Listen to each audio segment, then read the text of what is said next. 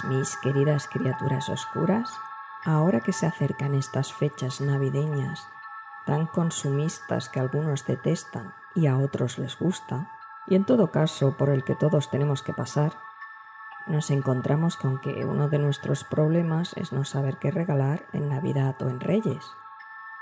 Y desde aquí os quiero proponer regalar libros. Un libro siempre es un buen regalo y como en Cuentos Oscuros nos gusta promocionar libros y autores clásicos o contemporáneos, no tenemos manías, os quería presentar a un autor que seguramente volverá a estar aquí en Cuentos Oscuros, José Antonio Bonilla, un maestro del terror, el thriller y la ciencia ficción. En especial si os gusta el cyberpunk, os recomiendo Purgatorio o el steampunk, entonces os encantará Pétalos de Acero. Pero también lo podéis encontrar en títulos como Juguetes Rotos, Haiku para un Cadáver, Sombras de Metal o La Dama de la Niebla, entre otros. Pues bien, hoy quería presentaros Ciudad Espejo. De verdad que este libro vale la pena y os daréis cuenta cuando escuchéis el primer capítulo, porque estoy segura de que os va a enganchar y vais a querer leer el resto. Sin duda, una buena adquisición para vuestra biblioteca oscura o el regalo perfecto para vuestro amigo, amiga, familiar o pareja. Bueno, ya sin más dilación, aquí va el primer capítulo de Ciudad Espejo de José Antonio Bonilla.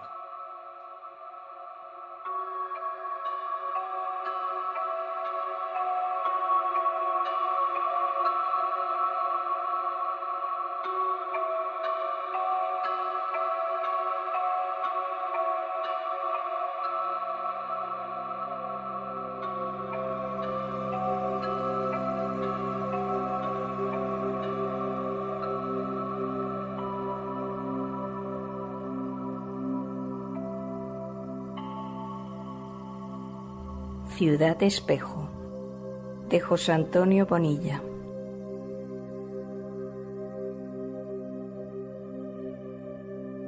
El demonio del mal es uno de los instintos primeros del corazón humano.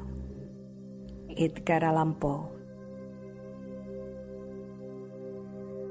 Lo único que necesita el mal para triunfar es que los hombres buenos no hagan nada. Edmund Burke. Para apreciar la luz hay que conocer la oscuridad. Anónimo.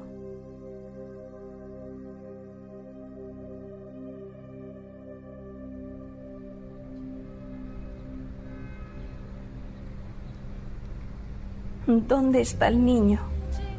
La mujer tenía la cara desencajada, el corazón en un puño. Su marido había empalidecido, su rostro transformado en una enfermiza luna como la que se aferraba al cielo aquella noche, más allá de la cima de los titánicos edificios que los rodeaban. Sus labios temblaban, la voz entrecortada, sus pupilas vibrantes, desesperadas, buscando sin encontrar. El niño. ¿Dónde estaba el niño? El niño había desaparecido. Clavados al suelo, enraizados a la angustia, se miraban sin comprender lo sucedido, procurando una exigua explicación que no hallaban. Debía de estar con ella, debía estar con él, pero no estaba con ninguno de los dos. Un océano de gente pasaba a su lado sin prestarles la menor atención. Una riada humana, cargada de bolsas y paquetes, que discurría por las aceras, cerca de los luminosos aparadores engalanados para las fiestas navideñas, yendo y viniendo con los bolsillos cada vez más vacíos, pero con las ilusiones llenas. Faltaban apenas 3 días para Navidad. Los comercios hervían de actividad y los villancicos que salían de algunas de las tiendas o que proyectaban altavoces estratégicamente colocados en las calles recordaban de forma machacona que era tiempo de compras, de dispendio, de regalos, de obligada felicidad.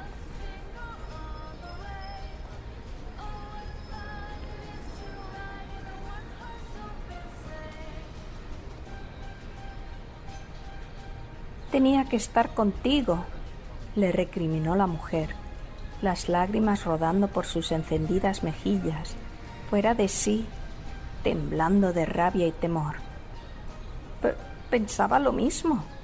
Se separó de mi mano y creí que iba hacia ti.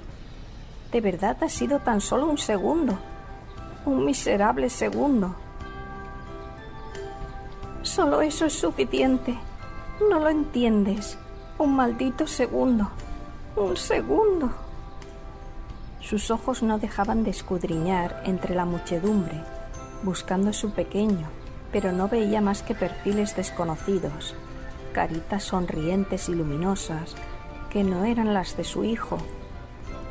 Sentía una fuerte opresión en el pecho, el corazón golpeando con fuerza contra su esternón, galopando desbocado. No podía sufrir uno de sus ataques de ansiedad, no en aquellos momentos. Su hijo la necesitaba más que nunca. Tenían que buscarlo, tenían que encontrarlo. Probablemente estaría con la naricilla pegada a uno de los escaparates de los alrededores, contemplando con los ojos repletos de emoción sus juguetes preferidos. Sí, sería eso, seguro que sería eso. Tenía que serlo. Por favor, que lo fuera.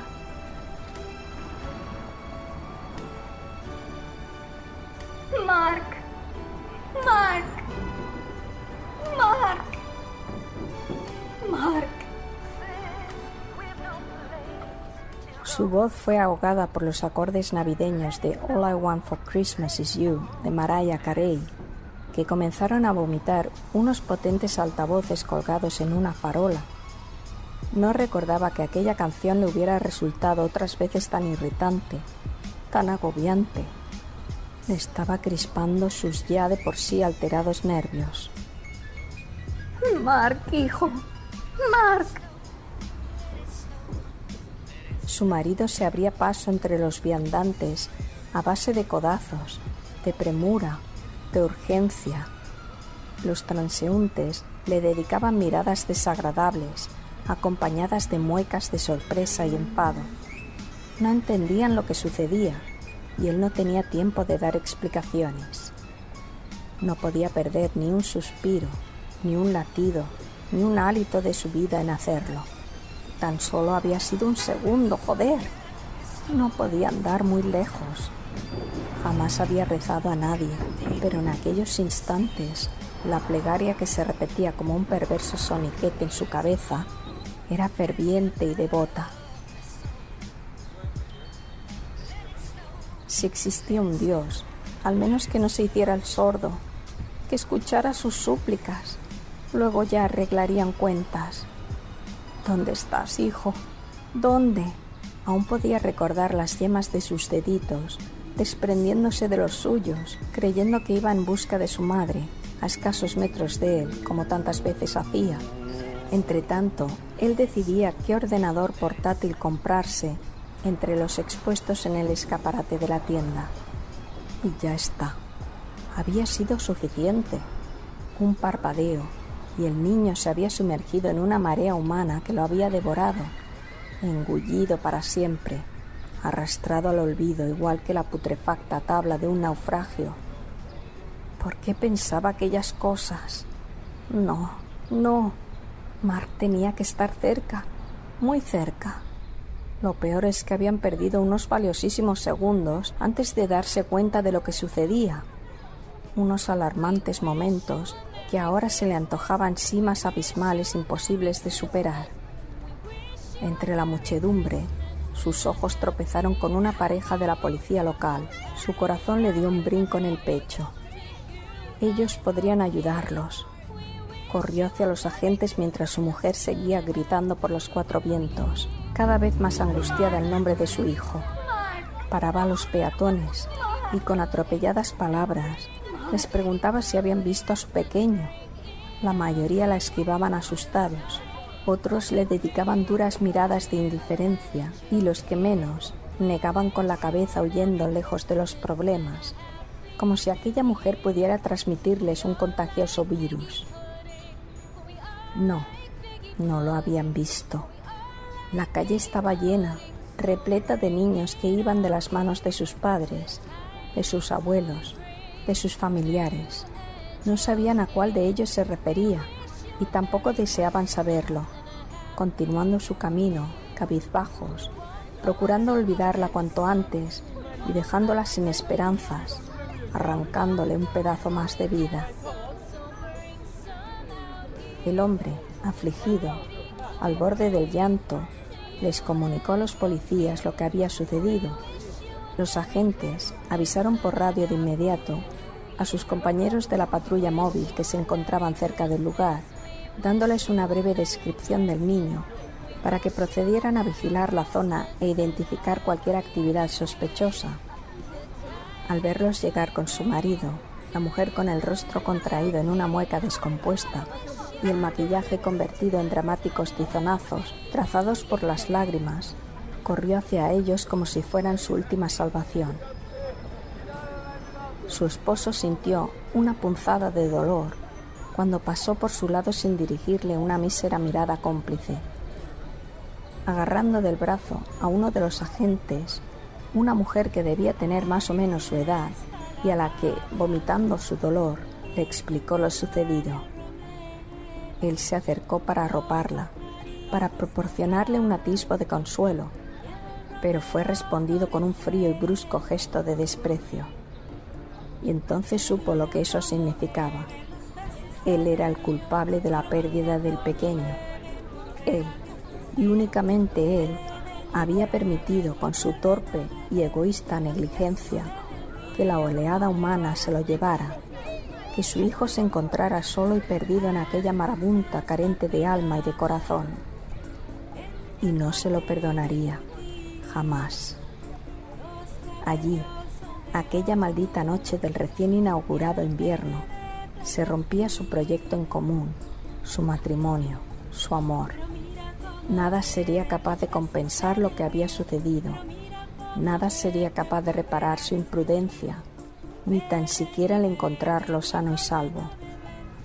O quizá eso sí, quizás después de todo, aún existía una posibilidad de enmendar su error, y eso le acongojó todavía más. ¿Y si no lo encontraban? ¿Qué sucedería con Mark? ¿Qué sería de ellos, de sus vidas? No quería ni imaginárselo. Pensarlo le colapsaba los sentidos, abotargaba sus pensamientos, provocándole un terror desconocido y feroz que les destrozaba por dentro. Nunca había experimentado un miedo tan atroz, tan salvaje, tan violento, un miedo que te anulaba, que te impedía pensar, actuar, que te inhabilitaba como persona. Tenía 6 años recién cumplidos, por el amor de Dios. ¿Cómo ha sido capaz de perderlo?, se volvió a preguntar, flagelándose, asumiendo toda la culpa de su desdicha. ¿Cómo no había reaccionado a tiempo y le había dejado marchar, sin comprobar que acabara en las manos de su madre? Ella tenía razón, se merecía cuanto le sucediera, pues él era el responsable de que la sangre de su sangre se hubiera desvanecido ante sus ojos. Estaba helado, y no era precisamente por el frío. La sensación de pérdida, de impotencia y vacío, era una astilla gélida recorriendo el interior de sus arterias y venas, desgarradora y cruel. Podía comprenderla, ¿cómo no iba a hacerlo? Pero ella debía de darse cuenta de un detalle que parecía habérsele olvidado, que parecía haber pasado por alto. Él era su padre y amaba a Mark como a nadie en el mundo. Su llegada le había devuelto las ganas de vivir, le había convertido en el hombre que era y después de todo, también le habría podido suceder a ella, ¿verdad? ¿O no? Sabía la respuesta, y eso le resultó aún más doloroso. Incapaz de contenerse, empezó a temblar, y las lágrimas que durante los últimos minutos habían enturbiado su visión quemándole como ácido, comenzaron a derramarse por sus mejillas, calcinando sus últimas esperanzas. Mark, hijo, ¿dónde estás?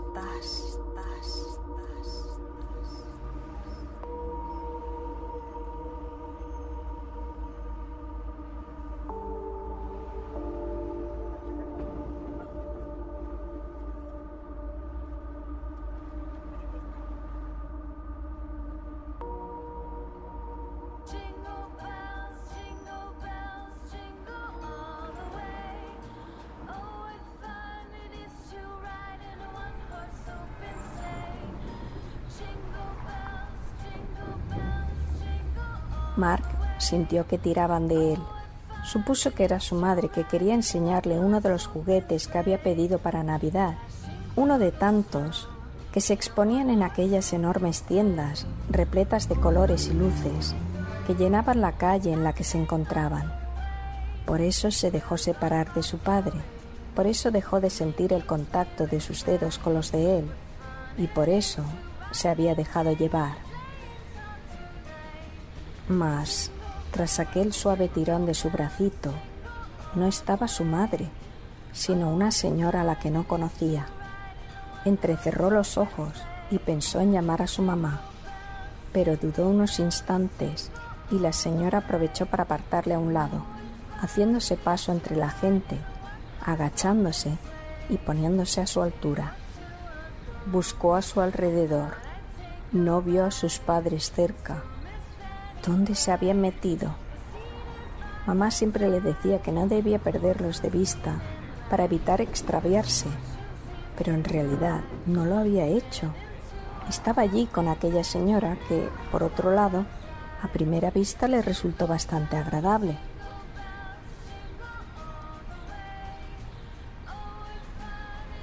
Hola, pequeño. ¿Te gustan los perritos? ¿Te gustaría ver uno? Ver un perrito. Eso era mejor que los juguetes de las tiendas. Le encantaban los perros, sobre todo si se dejaban acariciar. Era muy gracioso cuando movían la colita y empezaban a saltar a tu alrededor, ladrando contentos, su lengua rebotando descolocada. Sí, claro que le gustaría verlo, por supuesto, pero sus padres le habían advertido que no debía irse con desconocidos, que había gente mala. Claro que ver un perro no podía considerarse nada muy terrible. Aún así, no estaba muy convencido de querer aceptar la proposición de aquella señora a la que le brillaban intensamente los ojos. Mis papás dicen que no debo hablar con desconocidos, dijo él con firmeza y rotundidad. Tus papás tienen toda la razón del mundo. Me llamo Carla. ¿Y tú? Yo me llamo Mar Isern García. Ahora ya nos conocemos, Mark, sonrió. Te he visto hace un rato. Eres muy guapo. Y he pensado que quizás te apetecería ir a ver mi cachorrito. ¿Qué te parece? Mark inclinó la cabeza hacia un lado, pensativo. Aquella mujer se llamaba Carla y tenía un cachorro que le quería enseñar. Nunca la había visto, pero le había dicho su nombre. Además, no pensaba tardar. Le diría a aquella señora que le trajera al mismo sitio y así sus padres no se preocuparían. Sí, podría ir a ver al perrito, decidió. ¿Por qué no? Además, le hacía una ilusión bárbara, y si le gustaba mucho, aún tenía tiempo de escribir a Santa Claus y pedirle que le trajera uno por Navidad. Sí, me gustaría, dijo resolutivo. ¿Cómo se llama? Los ojos de la señora se empequeñecieron, estrechándose como rendijas de una hucha. Sus labios se curvaron en una sonrisa aún más pronunciada, mostrando unos afilados y blancos dientes. Se llama Revoltoso, pero antes de enseñártelo debemos ir a un sitio. No te importa, ¿verdad? Es tan solo un momento. Me acompañas y luego podrás jugar con él. ¿Te parece? ¿Tardaremos? Es que no quiero que mis papás se asusten. Los ojos de la mujer volvieron a centellear. No creo que nos lleve mucho rato. Un poquito sí, pero no demasiado. No te preocupes, ellos estarán bien. Si quieres, los llamo y se lo digo. Tengo su teléfono. ¿Te quedarás así más tranquilo? El niño asintió con la cabeza. La mujer metió la mano en el enorme bolso que llevaba colgando del hombro y sacó un móvil con el que simuló hacer una rápida llamada. Tras unos instantes volvió a colgar.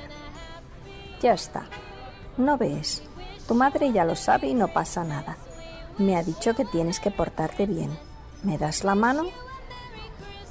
El niño le tendió la manita, más calmado al saber que su mamá estaba al tanto de que estaba con aquella señora. Debía ser amiga suya. Su madre tenía multitud de amigas que él no conocía. Con una luminosa sonrisa, la mujer le agarró y los dos se alejaron de allí, abandonando la zona comercial. Por el rabillo del ojo, Carla vio como los padres del pequeño comenzaban a gritar su nombre entre la multitud, hundidos en la desesperación e insolidaridad. Tenían que irse. Aceleró el paso, taconeando con rapidez sobre la acera. Se le escapó una sonrisa, una de aquellas que no hacen amable a la gente, una de las que ocultan tantos secretos como demonios interiores agazapados en las entrañas. Por fin tenía a su hijito, al fin. Dios se lo había devuelto. Quizás debiera pulir algunos detalles como el color del pelo y aquella ropa demasiado vulgar, pero sus esperanzas se habían cumplido y había obtenido su recompensa. Jan había regresado, no estaba muerto, como todos habían insistido en decirle. No, Jan no estaba muerto, iba de su mano, y esta vez no dejaría que volviera a marcharse de su lado, ni que nadie se lo arrebatase.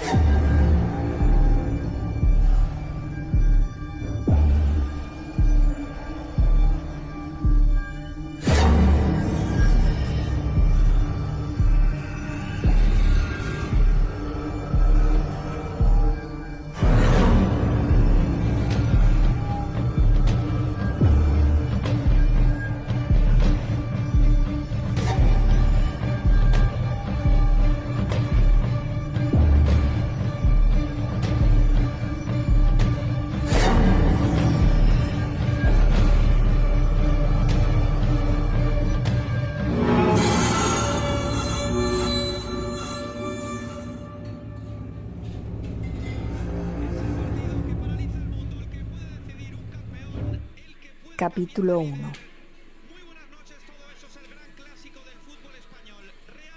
Aquella tarde había partido, el clásico. No podía perdérselo. Pocas veces coincidía tan cerca de las Navidades, pero aquel año así había sido. Casualidades del calendario. Y además, mejorando la apuesta, acababa de empezar sus merecidos días de vacaciones.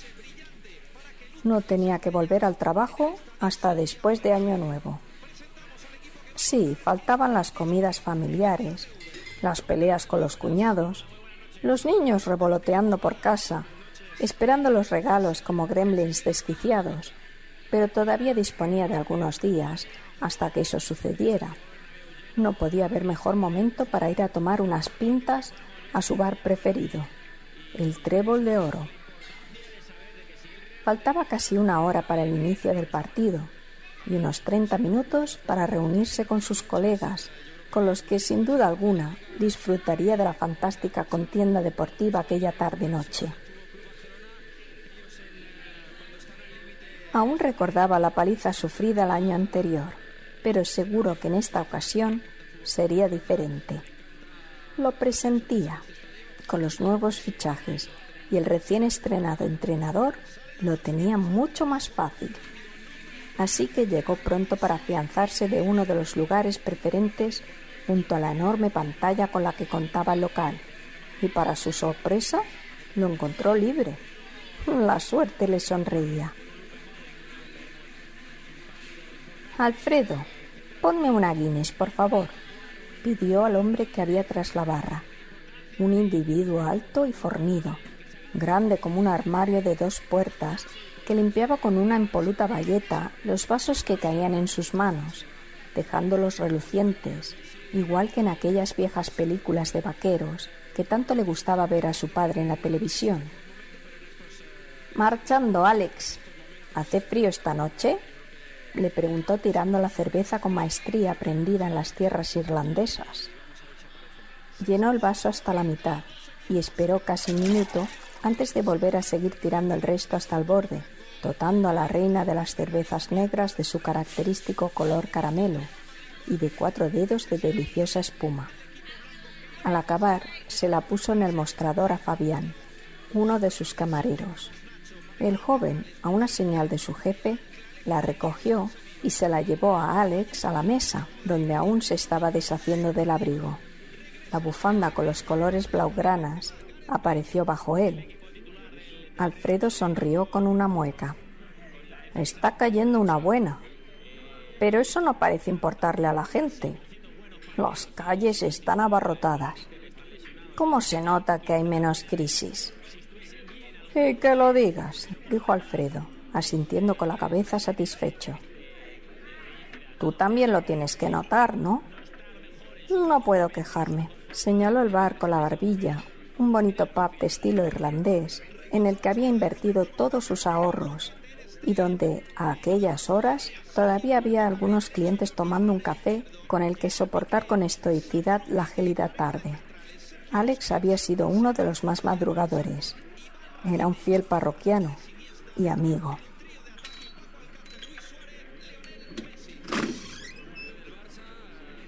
Se abrió la puerta del local y una ráfaga helada precedió a una mujer de unos 30 y pocos años, acompañada por un niño pequeño. El tintineo de unas simpáticas campanillas le dio la bienvenida. «Buenas tardes», le saludó Alfredo. «Buenas tardes», respondió la mujer, de rasgos aristocráticos y una elegancia innegable, pero actitud tan fría como la corriente de aire que acababa de colarse por la puerta. «El baño, por favor». ¿Cuándo vamos a ver al perrito?, preguntó el niño, que no debía tener más de 5 o 6 años. Alfredo le sonrió. Le encantaban los niños. La mujer no contestó y continuó mirando al propietario del bar con impaciencia. «Sí, claro, disculpe. Al fondo a la derecha», le señaló con la mano en la que tenía la bayeta. «Gracias». Su respuesta fue afilada como la hoja de una navaja, y sin decir nada más, casi arrastrando al niño, la mujer se dirigió hacia los servicios. Alex, que había seguido la singular escena, arqueó las cejas de forma interrogativa. Alfredo, en respuesta a su gesto, se encogió de hombros y siguió limpiando los vasos, no sin una cierta sensación de malestar. Algo había en aquella mujer que no le había hecho ni pizca de gracia, y él no solía equivocarse con aquellas cosas. Los minutos transcurrieron. Los clientes iban y venían. La oscuridad hacía tiempo que había caído fuera. No eran más de las 7 pasadas, pero en el exterior era noche cerrada, y la llegada de un fuerte frente frío, como llevaban vaticinando los meteorólogos de los informativos desde hacía algunos días, había hecho descender las temperaturas considerablemente.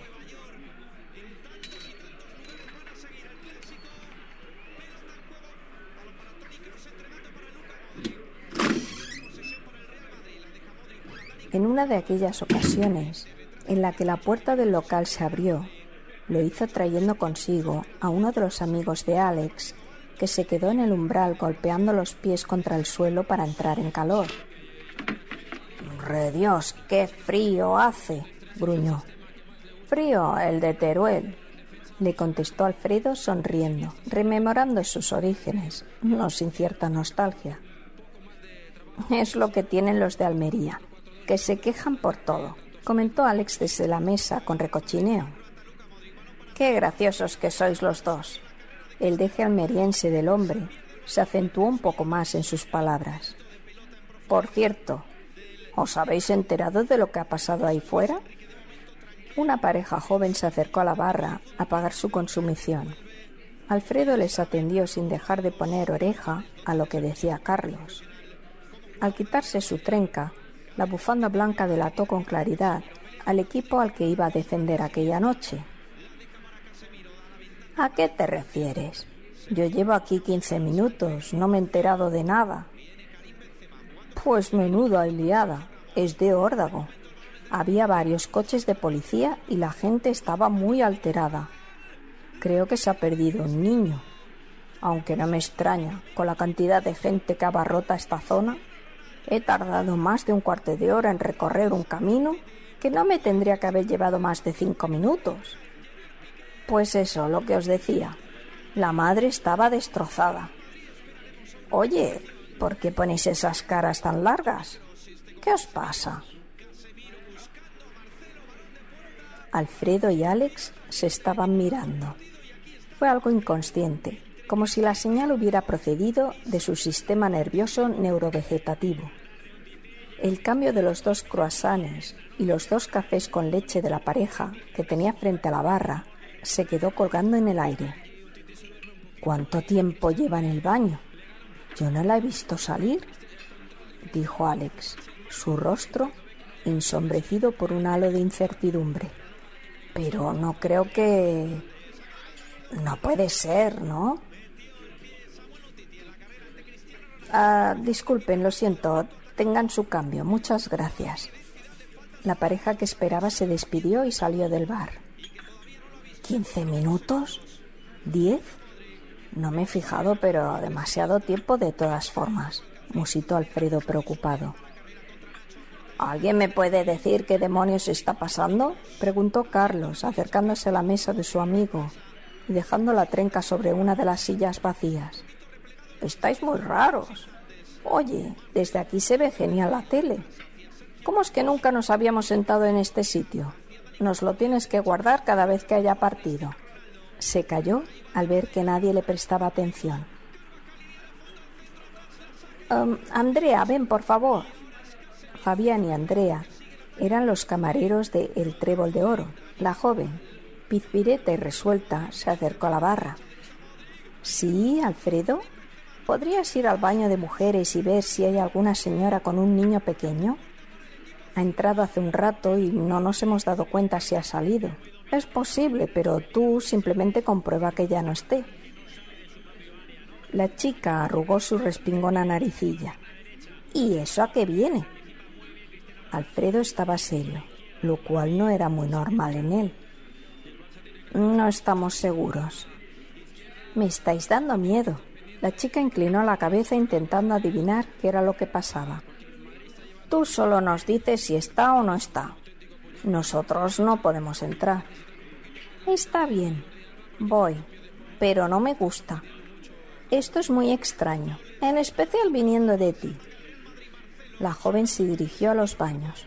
Al pasar junto a Alex y Carlos, les dedicó una nerviosa mirada con sus grandes ojos verdes. Los conocía, eran majos y daban buenas propinas, pero no cabía duda de que allí había gato encerrado. A todos se les veía tensos. Como fuera una broma, se iban a enterar. «¿No sería mejor que llamáramos a la policía?», dijo Alex. «Y si no es nada, pondríamos a esa mujer en un aprieto». Alfredo negó con la cabeza. «No, no podemos hacerlo. Espero estar equivocado». Una voz interior le decía que no lo estaba. Dejó la bayeta y el vaso que limpiaba sobre la barra, expectante. Alex asintió. «¿Alguien me quiere decir de una vez qué es lo que está pasando aquí?», volvió a preguntar el almeriense cada vez más intrigado. Ninguno de los dos le respondió.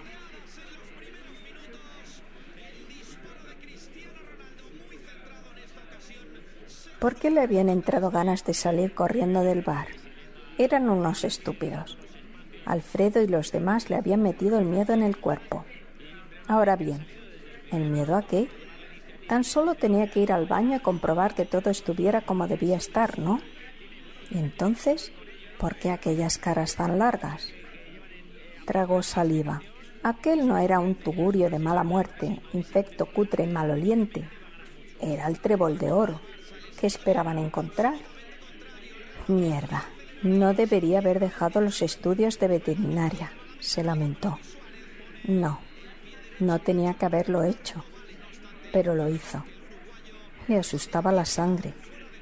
Amaba a los animales, pero odiaba la sangre, las agujas, los bisturís, las cosas afiladas. Imposible. Para más Inri, su padre había perdido el trabajo apenas unos días antes de entrar en la universidad, y su madre se había ido con aquel maldito abogado de los cojones, dejándolos tirados y a la miseria. Y una cosa había llevado a la otra. Así que allí estaba, en medio de un bar de estilo irlandés, intentando averiguar, como si se tratara de una vulgar detective privada de una película de serie B, si una tipeja seguía en el baño o no. ¡Qué emocionante! Se juró que, habiendo su padre comenzado a trabajar de nuevo, el próximo junio se apuntaría a un ciclo formativo, o a lo mejor intentaba probar otra vez el acceso a la universidad para estudiar biología o genética o algo parecido. No, su etapa como camarera tenía los días contados. Muy pronto le tocaría a alguien reemplazarla.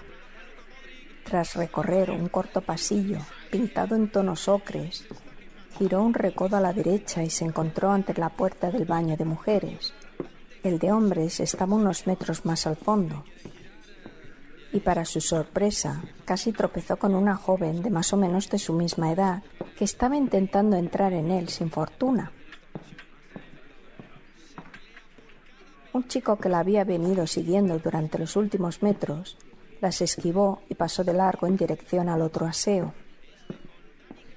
«No se abre», dijo la chica, una graciosa pelirroja con las mejillas repletas de pecas. Era guapa la condenada, pensó Andrea. Le pirraban las pelirrojas. Mucho. Se humedeció los labios de manera inconsciente. Quizás en otras circunstancias, pero no ahora. Ahora tenía que cumplir la misión que Alfredo le había encomendado y la verdad, no empezaba muy bien. «Déjame ver». Andrea giró el tirador de la puerta, pero se quedó a medio camino. La chica tenía razón, estaba trancada. Sus ojos, de un color miel, con un anillo verdoso alrededor de sus pupilas, le resultaron tremendamente atractivos. «Andrea, concéntrate», se obligó a decir. Ayudándose con el hombro, dio un empujón a la hoja de madera, pero la puerta no se movió un ápice. Aquello sí que era raro. Ella recordaba haber ido al baño 3/4 de hora antes y funcionaba a la perfección. «Creo que hay alguien dentro», le confirmó la chica, a la que de repente se le habían encendido las mejillas. «Mira», pensó Andrea, sintiendo las buenas vibraciones que circulaban entre las dos. Quizás, después de todo, la tarde iba a reportarle una agradable sorpresa. «¿Estás segura? Me ha parecido oír la voz de un niño», dijo entre preocupada y extrañada. Un niño. Por lo tanto, Alfredo y los demás tenían razón. La mujer de la que estaban hablando seguía allí adentro. Aquello se complicaba. El chico de antes, el que había ido al lavabo, pasó otra vez junto a ellas y desapareció en dirección al bar, dedicándoles una intensa mirada. Era guapo. Lástima que sus instintos femeninos no respondieran a sus feromonas. Volvamos a lo que nos atiende. ¿Debía de avisar a Alfredo? No, todavía podía probar una cosa. Llamó con los nudillos, golpeando varias veces sobre la hoja de la puerta. ¿Quién hay ahí dentro? ¿Tienen algún problema? La chica de las pecas no se había separado de ella ni un solo instante. Incluso se le había acercado un poco más. Para ser invierno, llevaba un modelito de lo más sugerente, resaltando sus grandes y redondos pechos. «Andrea, por favor, céntrate». Nadie respondió. La camarera acercó la oreja a la puerta y cerró los ojos. Sí, se oían movimientos. No cabía duda de que allí había alguien, y era imposible que no hubieran oído los golpes. Hablaban flojito, apenas el suspiro de un murmullo. Creyó distinguir la voz de la mujer, aunque no la del niño. Volvió a llamar con los nudillos, esta vez más fuerte. «Abran la puerta, o tendré que hacer venir al propietario». El corazón se le aceleró. ¿Quién se encerraba en los aseos de un bar si no tenía nada que ocultar? Se volvió hacia la chica de las pecas y le dedicó lo que consideró una tranquilizadora sonrisa. «Quizás deberías ir al aseo de hombres». «No te preocupes por mí. Puedo aguantarme. Prefiero estar aquí contigo». «¿Aquí contigo?» Una buena respuesta. Su sonrisa se iluminó aún más. Sí, quizás aquella fría noche no resultara tan fría al fin y al cabo. Le encantaban sus coquetas pecas, el cabello pelirrojo que acariciaba sus hombros. De pronto, sus pensamientos se rompieron como una pompa de jabón. La puerta cedió. Lo que fuera que la obstruía, dejó de hacerlo. Arrugó la nariz, como siempre que alguna cosa le preocupaba. «Quédate aquí, por favor», le dijo. La joven se mordió el labio inferior y asintió. Aquello la puso a 100, pero no tenía tiempo para deleitarse con sus fantasías. Tenía que... Inesperadamente, ella la agarró del brazo y Andrea fue incapaz de dar un respingo. «Me llamo Belén. Ten cuidado, por favor». «¿Ten cuidado, por favor?» Eran unos lavabos. ¿Qué creía que podía haber allí adentro? ¿El monstruo de los lavabos? ¿La Llorona? ¿Una terrorista? Aquello le hizo dar un paso atrás. ¿Una terrorista? El mundo estaba muy mal y cada cierto tiempo había atentados de toda índole en diferentes ciudades de Europa. Mucha gente había muerto por culpa de los malditos yihadistas. ¿Era momento de avisar a Alfredo? No, había dicho que la mujer iba con un niño.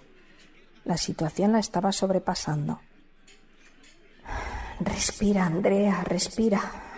Tú puedes hacerlo. En peores te has visto». Cuando regresara a la barra, le diría que todo estaba solucionado, que no había pasado nada. Quería que se sintiera orgullosa de ella. Un contratiempo sin importancia. La puerta se había estropeado. La mujer estaba nerviosa y no podía salir.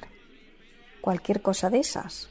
Y sí, además, le diría que se iba a ir con Belén, con aquella chica que había conocido gracias a él y a sus paranoias en cuanto acabara su jornada laboral. A bailar y a tomar unas copas. Y después ya se vería. Eso le diría, nada más ni nada menos. Empujó la puerta con la mano y entró con mayor cautela de la habitual.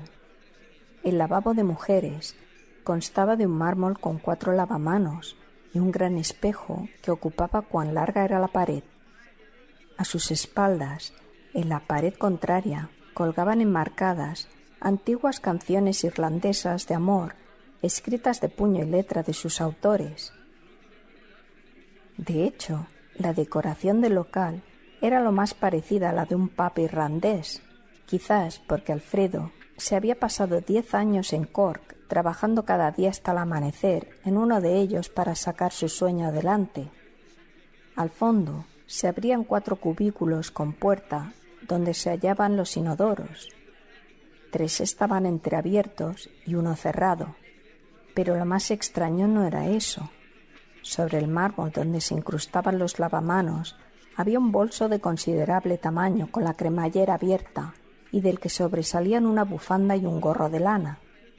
A su lado había desparramado varios botes, algunos estaban destapados, y una de las picas manchada por grandes goterones oscuros que la salpicaban.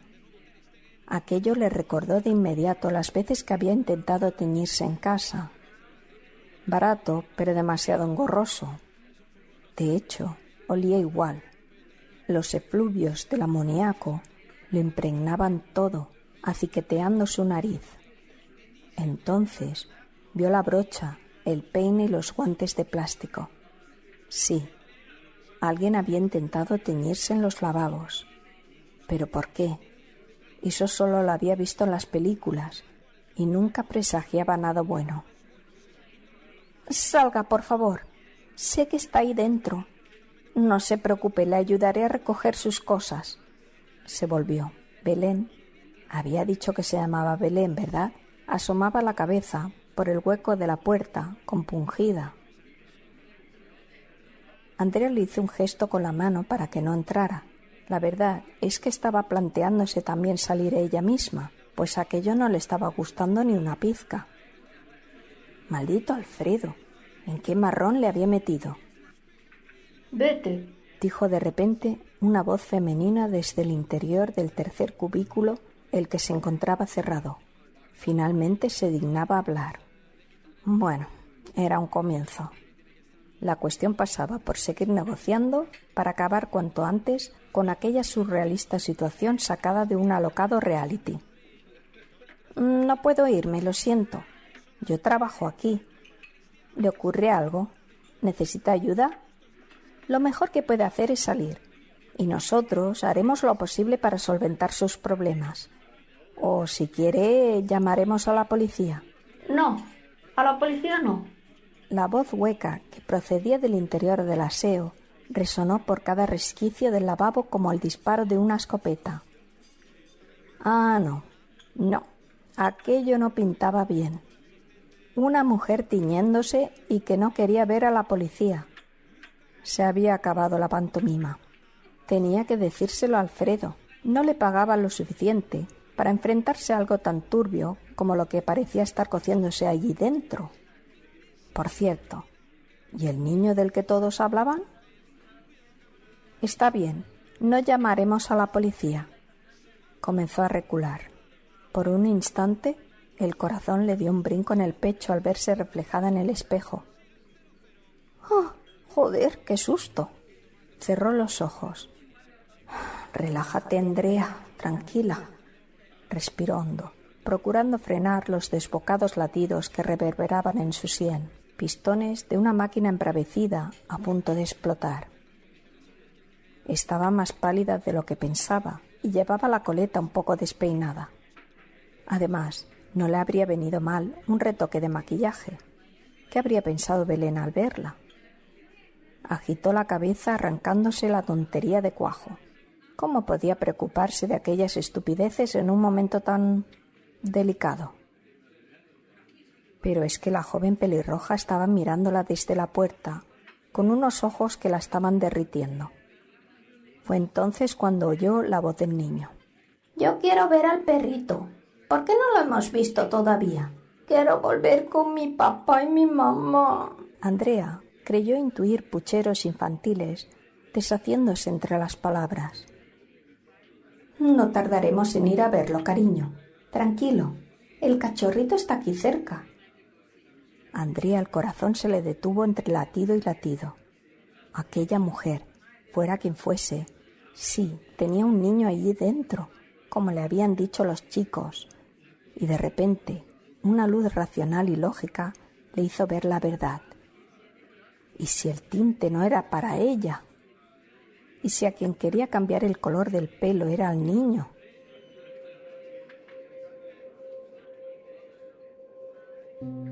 Se volvió de nuevo hacia Belén, esta vez resolutiva, y le habló con lentitud vocalizando cada una de las sílabas que salieron de sus labios. «Ve a avisar al propietario». No hubo sonido alguno, tan solo una vibración invisible y sorda que se perdió en el espacio que las separaba. La joven asintió, comprendiendo al instante el mensaje. Esa era su chica. La muchacha salió corriendo y desapareció de su vista. Mas algún extraño cambio de comportamiento debió intuir la mujer que se ocultaba en el cubículo, pues cuando Andrea menos se lo esperaba, el cierre de seguridad se descorrió con un audible clic. La puerta, sin embargo, no se abrió, al menos no totalmente, dejando apenas separada de la jamba una rendija sombría por la que no pudo ver más que sombras reflejadas en el embaldosado de la pared. ¿Por qué no salían? ¿Hay alguien con usted?, preguntó Andrea con la intención de ganar algo de tiempo. Necesitaba que vinieran a ayudarla. Hay un niño, ¿verdad? Será mejor que salgan. Psicología inversa, pensó. Quizás así la mujer se mantuviera oculta un rato más en la seguridad de su escondrijo. Sentía la adrenalina fluir por sus venas, instándola a huir de allí, pero la curiosidad era superior a su instinto de supervivencia. Dio un par de silenciosos pasos hacia el cubículo. Y esa fue su perdición. No lo vio llegar. La puerta se abrió de golpe. Allí estaba la mujer, sus ojos desquiciados, enfebrecidos, y a su lado un niño pequeño mirándola asustado, desorientado, con unos gruesos lagrimones que se le escapaban por las mejillas, arrastrándose de manera incomprensible a la pierna de la loca, como si fuera su protectora, o todo lo contrario. Andrea apenas distinguió el resplandor, un centelleo veloz que atravesó su campo de visión, dejando una estela helada a su paso. Luego, un raro cosquilleo hormigueó por su cuello, recordándole la sensación que más de una vez había sentido cuando, en su época de estudiante, se había cortado la yema del dedo de forma accidental con un folio. Al principio, indolora, luego, terriblemente hiriente. Fue consciente de lo que le sucedía cuando se llevó las manos a la garganta. Intentó hablar y no pudo hacerlo. El afilado cuchillo que la mujer sostenía en la mano le había sesgado las cuerdas vocales. El niño, al ver la sangre brotar del tajo en su garganta, deslizándose con avidez por el pecho y la camiseta de la muchacha, aprovechó para deshacerse de la mujer que lo había secuestrado, absorta en el hipnótico caudal que emanaba del profundo corte que acababa de infligir a su víctima. No, no te puedes ir, le gritó la mujer yendo tras él al notar que se desprendía de su cuerpo, pero Andrea, la vida escapándosele con cada bombeo de su corazón, se abalanzó hacia ella con la imperiosa voluntad de proteger al niño. Su asesina, el rostro crispado en una terrorífica mueca, la apartó a un lado con brusquedad, lanzándola contra la pared del baño, donde el rastro de sangre de sus manos quedó marcado en las baldosas, acompañando su caída hacia el suelo, incapaz de mantenerse en pie. Andrea tuvo tiempo de ver al niño salir del baño, y décimas de segundo después, la entrada de Belén acompañada de Alfredo y aquellos dos hombres a los que conocía, pero de los que no acababa de recordar sus nombres. Chascó la lengua contra el paladar.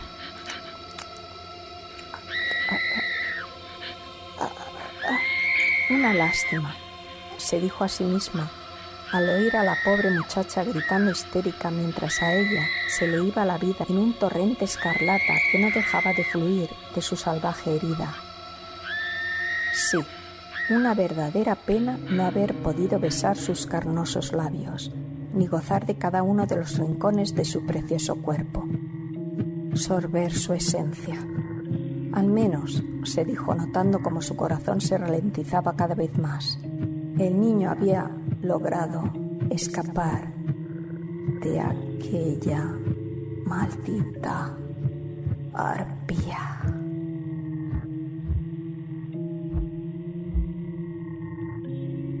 Un postrer latido y tras él la oscuridad y el silencio. La mujer, que había acabado con su vida, salió del cubículo convertida en una verdadera furia, lanzándose hacia los estupefactos hombres, blandiendo el afilado cuchillo por cuya centelleante hoja aún resbalaba la sangre fresca de Andrea. ¡Jan! ¡No te vayas! ¡Jan!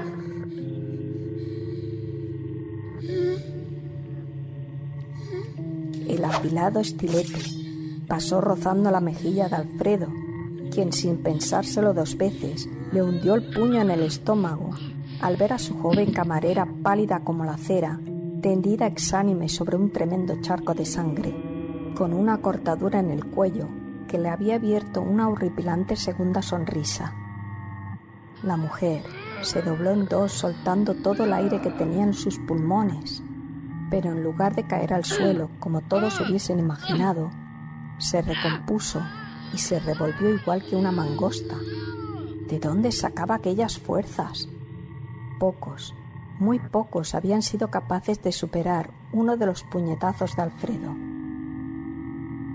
¡Llamen a la policía!, gritó Carlos a los sorprendidos clientes, que en aquel momento llenaban más de la mitad del bar, tras haber ido hacia la barra en busca de Fabián y de algún buen samaritano que pudiera ayudarlos.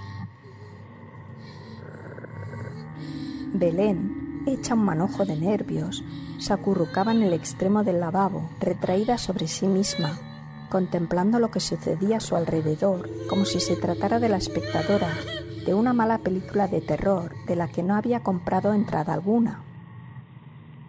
Alex, por el contrario, esquivó a Alfredo como pudo y se acercó a ayudar a la camarera herida. Le tomó el pulso, pero no lo encontró. Sus labios estaban morados y sus luminosos ojos cubiertos por una entelada membrana grisácea que había devorado su precioso color. Aquella loca la había degollado y no había nada que pudiera hacerse por ella. El acerado cuchillo volvió a rielar, rasgando el aire a escasos centímetros del rostro del propietario del bar. Pero esta vez Alfredo no se anduvo con chiquitas. No era la primera vez que se enfrentaba a un tipo armado con una arma blanca. 10 años trabajando en un bar de Irlanda daban para tener experiencia en aquellos menesteres, aunque debía reconocer que lo que tenía enfrente era muy diferente a una pelea de borrachos. Aquella mujer estaba poseída, un rostro contraído en una horrenda máscara, sus ojos brillando de una manera animal. Y además había matado a Andrea, a su Andrea. Le había rebanado el pescuezo de una forma espantosa. ¡Hija de perra! Con el antebrazo derecho detuvo la trayectoria del cuchillo que buscaba su cuerpo y con la izquierda le lanzó un golpe seco a la mano que lo sujetaba. El arma salió disparada por el aire y chocó con el espejo, que se rompió materializando una irreal telaraña de cristal que reflejó sus imágenes infinitamente. La mujer, convertida en un ser irracional, gruñía y enseñaba los dientes, lanzando dentelladas al aire, como si hubiese perdido la cordura. Y quizás era así, pero Alfredo no tenía tiempo ni ganas de tratarla como a una enferma. Le agarró la muñeca y se la retorció con pericia, haciendo que tuviera que girar el brazo tras su espalda, escapando de sus desquiciantes mordiscos para, con un rápido movimiento, estamparla contra la pared con todas sus fuerzas. Se escuchó un fuerte crujido, como de huesos al romperse. Le debía haber roto la nariz, algún diente o quizás la mandíbula, pero no le importaba. Sirvió para que la mujer perdiera el conocimiento y cayera al suelo fuera de combate. «¡Joder!», se quejó Alfredo. ¿Quién podía pensar que con aquel aspecto y aquellas maneras de aburguesada pudiera tener delante de ellos a una maldita psicópata? «¡Joder! ¡Joder!», repitió, llevándose las manos a la cabeza. Fabián entró por la puerta de los aseos, acompañados de Carlos y un par de tipos del bar que se habían ofrecido a ayudarlos. Al contemplar lo sucedido, sus rostros se descompusieron. El fornido turolense respiró hondo y se dirigió a ellos con premura en la voz. «Traed unas bridas de plástico, de esas que usamos para atar los cables. Hay algunas en el segundo cajón de la mesa de mi despacho». No se le ocurra a esa hija de puta volver a levantarse. No lo hizo. Al menos no antes de que llegara la policía, avisada por las llamadas de varios de los parroquianos del local que habían hecho caso a Carlos al escuchar los gritos y el altercado. Cuando entraron en los lavabos, no podían dar crédito a sus ojos. Uno de los agentes, al preguntar lo sucedido y escuchar la breve y nerviosa historia de los testigos, cayó rápidamente en la cuenta de que el niño al que hacían referencia coincidía en aspecto y edad con el del aviso de desaparición que habían recibido media hora antes. Además, tenían la bufanda y el gorro, y el bar no se encontraba muy lejos de la zona comercial donde se había denunciado el hecho, así es que la pregunta no tendría que haberles pillado desprevenidos, y sin embargo lo hizo. ¿Y el niño? ¿Dónde está el niño? Alfredo, Alex y Carlos se miraron entre sí, como si con aquel nervioso gesto pudieran encontrar una respuesta adecuada para aquella pregunta. Fue la joven de las pecas, la muchacha pelirroja que, 15 minutos antes había conocido a aquella guapa y amable camarera a la que había pensado invitar a unas copas y cuyo cuerpo sin vida sujetaba entre sus brazos, la que les dio la respuesta.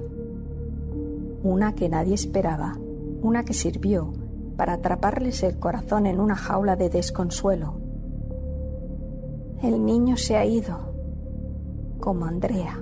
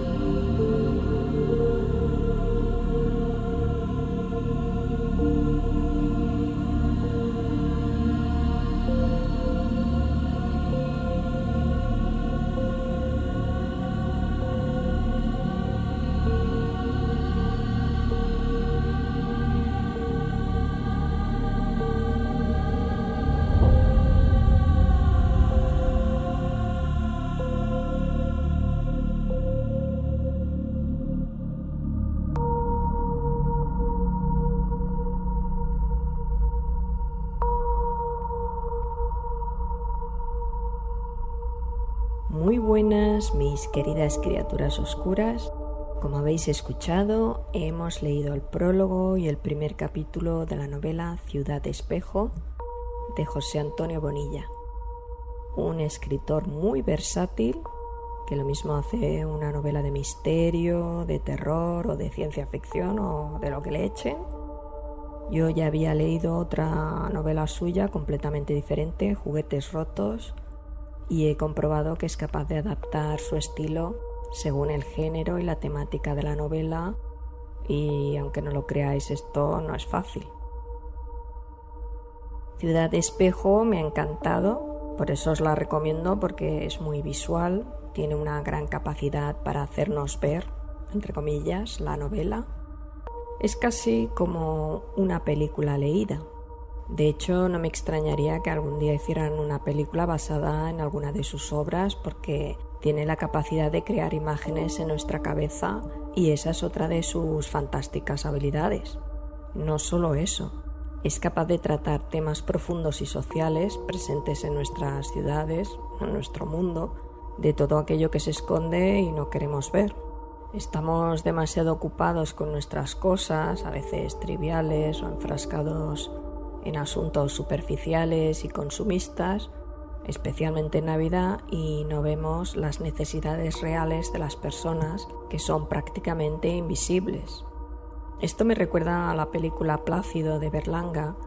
Si no la habéis visto, la recomiendo, que muestra cómo mucha gente va preparando la Navidad, incluso pone un pobre en la mesa, y no es más que un paripé hipócrita, pero luego son incapaces de comprender los verdaderos problemas de la gente que tenemos más cerca.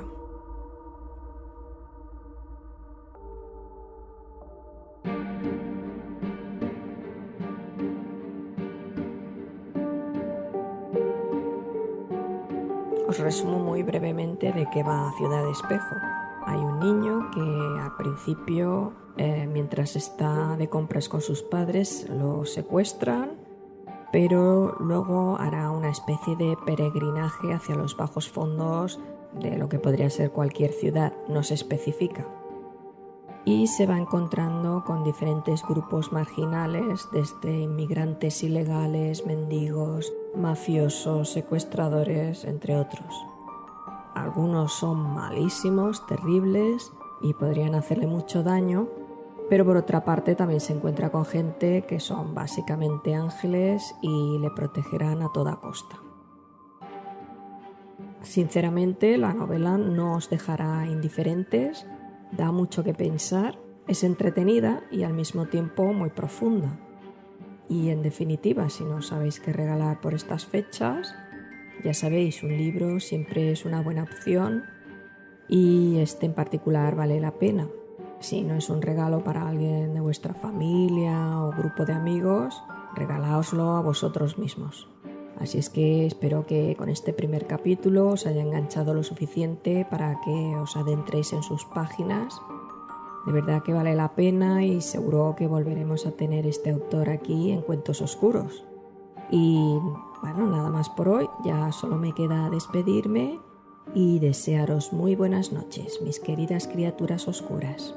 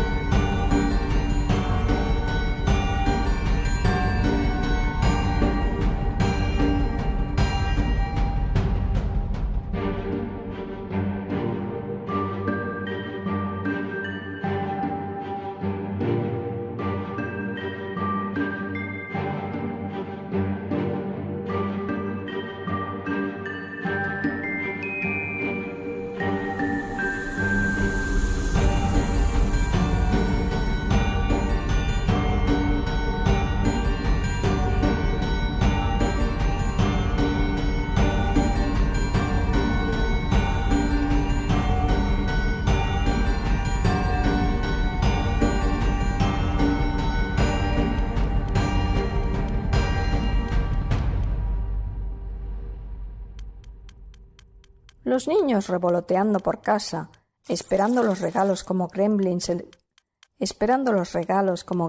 de Slytherin. Buenas tardes, respondió la mujer de rasgos aristocráticos.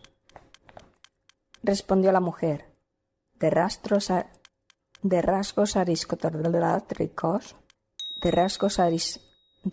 aristocráticos y una elegancia innegable. Alfredo y Alex se estaban mirando. Fue algo inconsciente, como si la señal hubiera procedido de su sistema nervioso neurovegetativo. Como si la señal hubiera procedido de su sistema nervioso neurovegetativo. Estos habrán vuelto. Los pelmazos. Buscó a su alrededor. No vio a sus padres cerca. ¿Dónde se habían metido?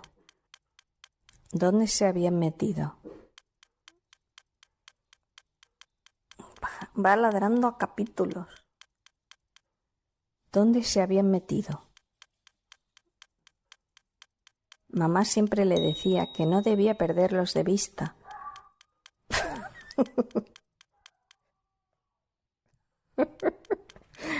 Ay, qué jodia.